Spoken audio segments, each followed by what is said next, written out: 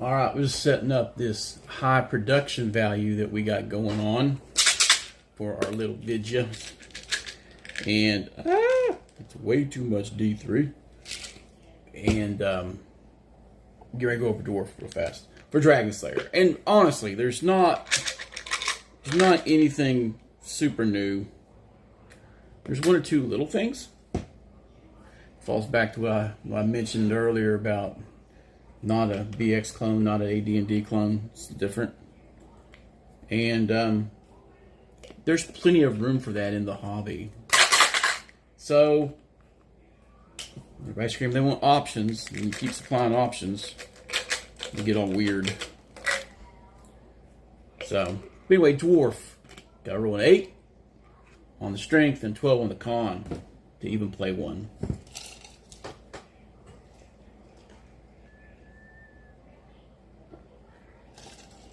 A lot of supplements. It's not even the supplements I need. You know, need to up my supplement game. And like pretty much any edition that does modifications to stat rolls, +1 con, -1 charisma. Standard. Dwarf is probably the most popular demi-human race out there, and there's a minor issue here, and it's just minor editing things. Dwarves are short, 4 to 5 feet tall, but under the male it's 4 and a D6. 4.5 foot is not 4.5 foot is not 5 foot tall. 5 foot tall, I always thought, was way too tall for a dwarf anyway. They were just stocky humans at that point, and that's how 3E and stuff really dealt with them. Didn't like it.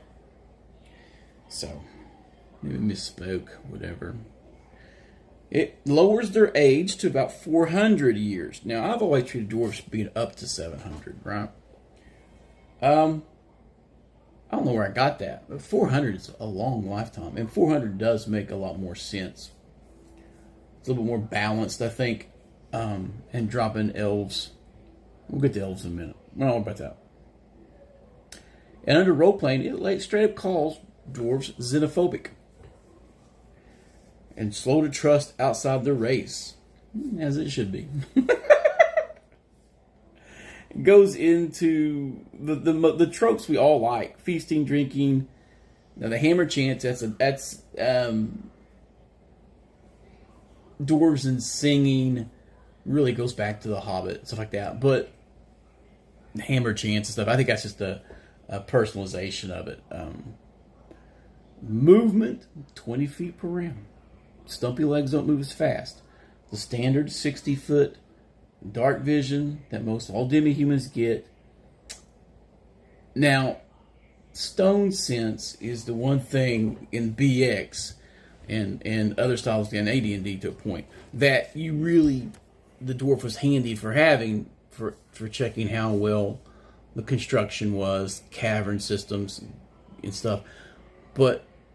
And I've always applied it to stonework secret doors. And if I said the walls are stone, then the dwarves get a 2 and 6. If you're in a wooden room and an inn that has a secret door, I'm going to ask for a D6 roll from a dwarf player instead of their regular stonework check, right? Don't feel like arguing about it a lot, but it happens. Elves get 2 and 6 for all secret doors. Dwarves 2 and 6 when it's stone. 1 and 6 if it's a regular wooden door. Which means a concealed door in an inn and stuff would be a 2 and 6, not a 4. Something that gives them in here that I kind of dig is the gem appraisal. And when we get to the class thing, well, there's a thing with these I'll get to eventually. But appraisals worked into several of the races. All the short races get gem appraisal. Dwarves being the best at it, 2 and 6. And I would allow them to estimate and guesstimate on minerals and stuff. I did skip over the one thing I really wanted to go over on stone sense, is it adds in toxic gas. So anything in a mining, subterranean, or what you would consider a spelunking knowledge, I would give dwarves 2 and 6. Period. That would be any knowledge of stalactites, stalagmites, wet caves versus dry caves, air drafts, determine direction to the surface and all that. I would give dwarfs. They are creatures who primarily live underground, and mining is part of the culture. Mining and crafting, and because those things are dangerous, then you have the feasting and the celebrating of life because you engage in dangerous things that can get you killed. Some of the most dangerous jobs in the world still involve mining. Appalachia, dude. You go back 2-3 generations, we have dead family in mine shafts all over the state. Everybody does. If you had coal miners come from coal mining background, people died in those mines, and they just didn't bother to fish them out, left them down in there. It's the way of the world, people. But I like that. It made me think about it a little bit more. And it's just concentrate, so I don't think it's going to be a full turn. Need to kick it around. It doesn't specifically say that, but I'm going to assign a few rounds to it in a game where every turn is a check for monsters, or every 2 turns typically. It's important to keep track of that time. The gem appraisal is nice. I'll be honest. There'll be a lot of argument. I use appraisal as a gold sink a lot in my games. If you want 100% not certain about what it is, then you go to an NPC. Saving throw bonuses are the standard, although I think breath is a little different from the other editions. But 2 for death, 2 for breath weapon, 4 for death, 4 for petrification and stone, and +3 for wands and +4 versus spells.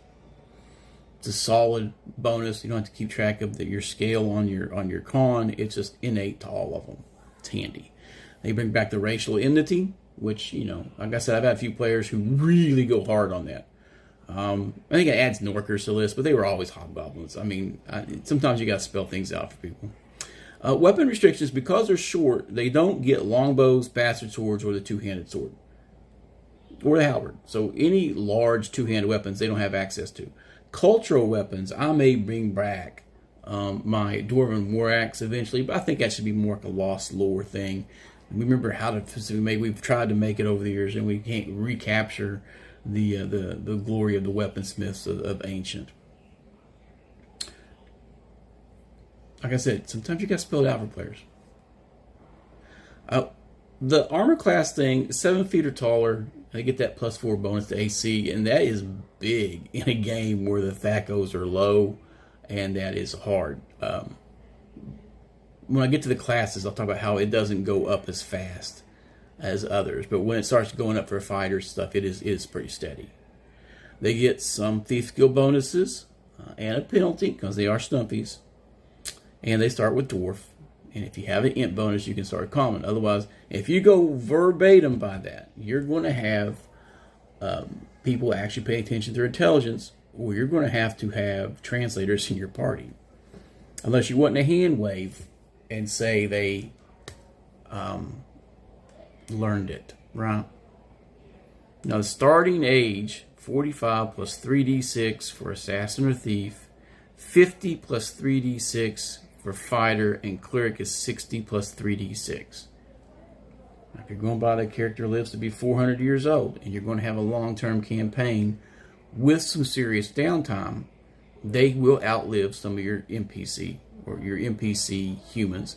And depending upon how you stretch out your campaign, they will outlive your humans and your Cyclopsmen. They'll simply outlive them, and some halflings. If you seriously said, no, we should take a 1-year break, that adds up. If you say, no, I'm going to spend 10 years building this stronghold. What do you mean? I'm going to physically build it with the crews I hired. Physically. I'm going to cut the manpower and do it personally, so it's more personalized. That is something a dwarf would do. Most players aren't going to RP the time like others do. But the dwarf, it is pretty much standard. There's not much you can do to change the dwarves without people freaking out. Assassin, cleric, fighter, thief are what they can be. So they could be up to a triple class, which in previous editions that was prevented by being only certain things could do that. but there doesn't seem to be a restriction on that under multi-classing. If you can qualify to be the core class as a demi-human, then you can multi-class in it. Fighter Thief being the most common for Dwarf and Fighter Cleric, which would be hammers and elbows, just hammers. Fighter Cleric is not that restrictive for the multi-classing. The only multi-classer who gets hurt is the wizard, is the magic user, because they can't wear armor and they're restricted to wizard weapons. That just prevents multi-classing of the wizard. Which one of the criticisms we do have of modern gaming is everybody's a magic user, right? Everything has magic powers, everything. So that provides some niche class protection there. Dwarves can't be wizards anyway. So that's it. That's all I got. Anything outside that is really how much the DM or the maze controller wants to put into the dwarf culture. And with the dwarf culture, we're talking about quality, work ethic, and things like that. The flair you're going to put into it. Now, in Dwarf Deep, there's a mega dungeon he put out that's called Dwarf Deep, and that has a little bit more into the culture of that region. Dwarves in other regions might be a little different. But the universal dour, xenophobic dwarf is baked right into it. I don't think there's a single retro clone out there that does it much different at all. Could be wrong. There's several I haven't bothered reading or haven't read in depth, and everyone else screams expand what you're playing. I'm like, I want to shrink it so I can focus on the rules of these games and master them before I tinker. Right. But anyway, dwarf. We all like playing dwarves because they're fun. Axes and elbows, buddy. Later.